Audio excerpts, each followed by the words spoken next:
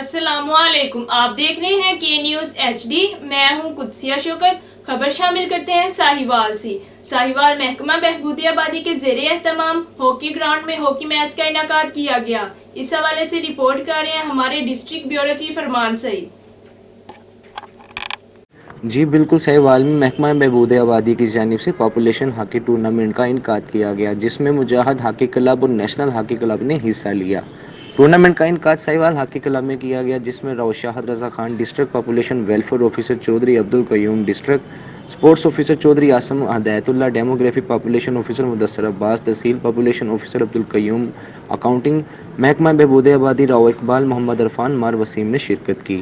Programme کے مہمان خصوصی فروغ اکمل اے ڈی سی جی ساہیوال تھے۔ جیتنے والی ٹیم کو محکمہ بہبود آبادی کی جانب سے انعامات تقسیم کیے گئے۔ جی